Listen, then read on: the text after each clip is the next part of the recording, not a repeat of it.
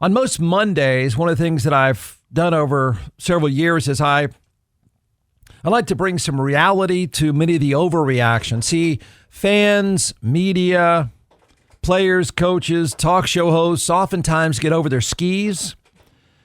And I try to come back with no emotion or feelings whatsoever and just bring some reality. So I call it overreactions versus reality. And I'm not sure who doesn't get ripped in this one. Overreaction, myself included. The Houston Texans are going to break out, win the AFC South, and make a run at the AFC Championship game. The hosts, I believe, has said that a few times over the last several months. Reality. You know what you can't do if you're a franchise that has hopes, had, past tense, of winning your division and having a deep playoff run? You know what you can't do? You can't lose at Jacksonville and start the year 0-3. That can't happen. Is the Texans' year over? Yep, almost. Actually, yep. I don't think that's an overreaction either. Let's just be correct, I guess technically correct right now, and say that it's almost over. Their season is almost over. It's hanging by a thread. And since I don't sleep much, let me back this up.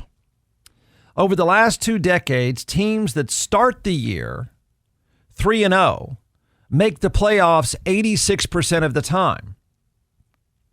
Teams that start 0-3 have a 3% chance of making the playoffs. Since 1980, I dug even deeper. Since 1980, 5 teams have made the playoffs starting 0-3. One of them, I think, was 5-4 in a strike season, so that doesn't even count. The last team to make the playoffs after starting 0-3 was, that's the Texans, 2018.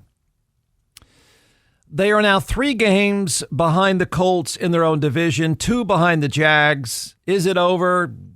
Man, it's close. It's really close, but it feels like it is. The reason, I think, is pretty obvious, but the reason this year is getting away from the Texans is their offense is trash. I mean, trash again. How could you be that bad on offense again? You spent a bunch of money to fix it, and you're trash on offense again. You bring in new coaches, and your offense is trash. You draft people, it's still trash. The Texans have started the season scoring 10 against the Jags this weekend, 19 at home against the Buccaneers, and 9 to open the season against the Rams. Yeah. Dollar for dollar return on investment for what the Texans have tried to do offensively. You know, here's the thing about the Texans. It's not for lack of effort. They're getting dangerously close for people, myself included, being able to say, you know what? You spent the money. You really tried. You were focused on the right things. You got it all wrong. You got it wrong. They're close to that place. Some would say they're already there. They're unwatchable. Like that Jacksonville-Houston game. And I'm a defensive fan, and they play really good defense. But that thing was unwatchable. They have far too many drops. They have far too many penalties again. The play calling is on acid at best. And their offensive line sucks again and again and again and again. I can keep going. I mean, I just keep saying the same stuff. They're just awful on offense. I mean, awful. You can be really good on defense. And if you're pretty good on offense, you can manufacture some points and you survive. Their offense is trash. I don't know the answer to this. I guess we could kick it around. Not many people pay attention to the Texans anyway, but it's a legitimate question. Are the Texans the NFL's biggest disappointment so far? I'll go. Yeah, they are. I mean, the teams that suck now, you expected it for the most part. But you didn't expect it from the Texans. I didn't. I made the argument for months now. This is it. This is it. This is their window. They're spending money. They got a smart head coach, blah, blah, blah. Their window for success is right now. And they can't fix their offense, and they're a wreck. Overreaction, because the state of Texas is quite the weekend. Overreaction, the Cowboys have one of the best offenses in the NFL. Reality. At times, the answer is, yeah, kind of, sort of, sure. But it doesn't matter. See, that's the reality of this. You can watch the Cowboys offense. You can watch Dak Prescott. You can watch a good group of receivers and say, wow, it's one of the best offenses in the league. And then the reality is, it doesn't matter. I mean, it just really doesn't matter. If you take the Texans and just flip it over, that's the Cowboys. The Texans are trash on offense, and the Cowboys are a dumpster fire on defense. Okay? Unless you're playing the Giants, it doesn't matter because their defense sucks. I feel comfortable saying this, and I've said it. I've maintained this for a long time, and I can now say it almost every single week. Ready? Get used to it. This is Dallas. This is who they are. It's not a mirage. It's not a trick. They're not tricked out. This is who they are. This is the way they play. It's when they do win, it looks like 50-48 kind of stuff. When they do lose, it looks kind of like they get their ass kicked. A week ago, they gave up 500 yards to the Giants. Nobody does that. That's impossible. They give up 500 yards to the Giants, and they won because their field goal kicker, Brandon Aubrey, bailed them out again. Like, if they do win, it's usually because he bails them out. But your offense can't be great every week, right? So they have the exact opposite problem as the Texans. See, you can be good on one side of the ball, really good on one side of the ball, but you can't be trash on the other side. And so the problem is when you're absolutely horrible on defense, like they have no pass defense at all. I can give you the data behind that. But your offense isn't going to be great every week. The margin of error to be great in the NFL on offense is really small. You can't expect to be that great every single week. And CeeDee Lamb gets hurt. He did. And the bottom falls out. This week, Dallas made Caleb Williams of Chicago look like Dan Marino. All problems were solved in Chicago. He threw for 249 yards in the first half. That's how bad Dallas is. The Bears, that's not the Eagles, that's not the Ravens, that's not Josh Allen, the Bills. The Bears, I'm pretty sure this is right. And this is impossible to comprehend. The Bears had a 19-play drive. That's like something out of it. You won't even see that in a Pee Wee game. They had a 19-play drive in the third quarter. It took almost the entire quarter. Dallas has now given up 12 passes of more than 25 yards in the last 2 weeks. They have a league worst, not that surprising, 5 touchdown passes over 25 yards. Usually people can scream at the TV and say, don't let that guy in the other jersey, don't let him get behind you. Watch Dallas play and you're constantly seeing that guy run down the field naked. When they lead the league in giving up touchdown passes of more than 25 yards, that's usually a pretty solid indicator that your secondary is terrible.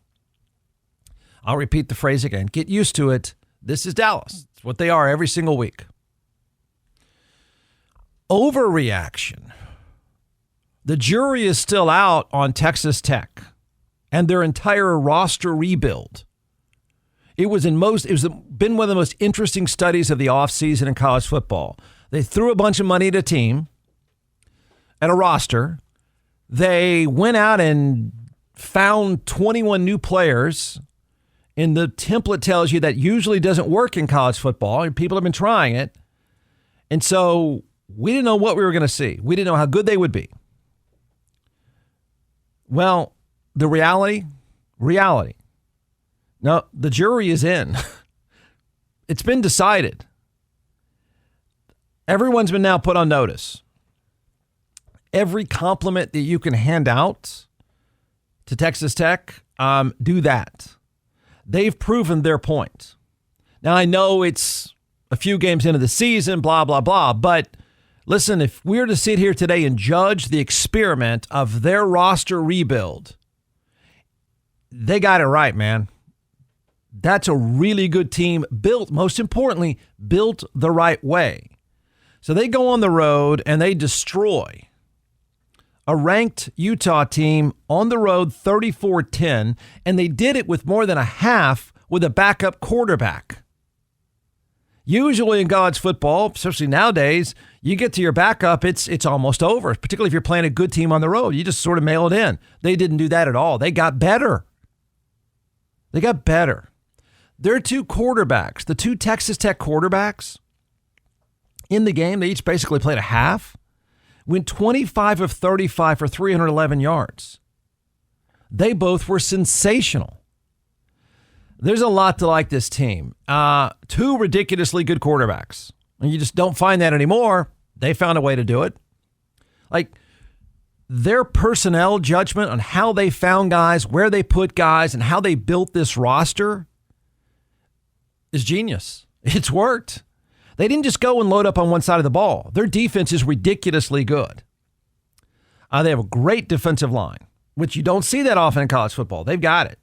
A really good group of receivers. So the building of this team looks like it's built for the long haul. Obviously, when your backup quarterback is off the charts good, they're not tricked up either. This is not silly football. It's not sideways football. It is straight ahead. And they start with good defense, and they play with a ton of confidence. They're not stupid. They're not crazy. Their head coach, who I think most of us would say is a doofus and a liability, doesn't appear to be now. He's surrounded by a bunch of good players. I don't care what league you're in.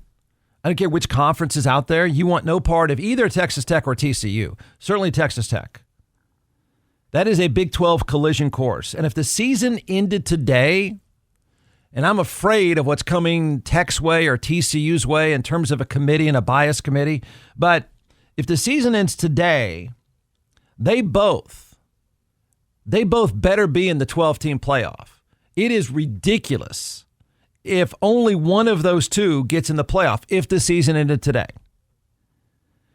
Now, unfortunately, I think what we have to start to factor in, and which is reality, and I'm worried about both of them, is that super bias committee, that committee of stiffs that meets to basically pat the SEC and the Big Ten on the back and give them whatever they want. I'm going to say this now. Neither one of them can lose more than one game. I don't see it for TCU. Certainly don't see it for Texas Tech, because they're built the right way. But neither one of them can afford it. Not because that's an outrageous thing. It's because that committee will hold it against you. I hope I'm wrong, but I think more than one loss, including the Big 12 championship game, which shouldn't even exist for the very reasons we're now talking about, I'm worried that more than one loss knocks one of them out, and that's a shame. I don't think it's going to be Tech. That's just that. They made their point. They made their point on the road. Every eyeball test you want to apply to it, they pass easily. It's one of the better teams you're going to watch. Quick, do this. Rank the best college teams in the state of Texas. Go ahead. I'll go. Probably A&M won. They have a great, impressive first win. Texas Tech is a close second. TCU is probably 3, and I guess Texas is 4. Sure. I mean, that's probably, well, how would you do it? I'd go A&M, I'd go Tech, I'd go TCU, I'd go Texas, and I don't know, after that, Baylor I think is a pretty good team, actually. They had a heck of a game against Arizona State, a really impressive game. They lost, but both those teams played well, so I'd put Baylor there or SMU or maybe even Houston. But the Tech experiment is right, it's real, they're good. They're good. Overreaction. Arch Manning almost made it without mentioning him. Arch Manning has fixed all of his problems and will run away with the Heisman Trophy and end up at the top of the NFL draft. Again, everything that was said back in June, July, August, till the end of August, just repeat all that stuff. And that's an overreaction. The reality, and I will say this. He was Saturday night in Austin against Sam Houston State. He was much more comfortable. He was a much more comfortable looking quarterback. He played almost as well as you could play. He goes, 18 of 21 for 300. His mechanics were better. That's the stuff that I think people needed to pay attention to. His mechanics were better. He passed the eyeball test. So it's all good, right? I'm going to say what all of you hate. You hate it. For 4 months, I've said the same thing. I'm going to say it again. I don't know. I don't know. I'm saying it, I don't know, and I'm saying I don't know still. I don't know mainly, and I'll say it's bad. It looks better. You're not freaking out going, oh my gosh, why is that guy throwing sideways? Why is he sidearm? Why is he didn't do that stuff against Sam Houston State, but I'm still saying I don't know because Texas beat the number 126 of 136, 55-0. You should feel better if you're a Texas fan. I just would pump the brakes and say, I'm not sure you know yet. I don't know how good your offense is. I think your quarterback maybe feels a lot better about himself now. He should. I don't know about your offensive line. I don't know. You played Sam Houston State. So, you got that? I don't know. Here is a thing, though. This is what I do know, and it's not cool. So you don't know yet, but you're going to find out in the month of October. If you want to feel better about the way Arch Manning looks playing quarterback, you can feel a little better. The problem is you're going to have to stop yourself and say, it looked like they were playing some high school team in South Austin. But you'll know in October. You'll have all your answers then. Reality. Arch Manning's flex move, standing over a Sam Houston State defender after he walked into the end zone to give Texas, what was it, a 14-21-0 lead, whatever it was at the time. It's been noticed by everybody.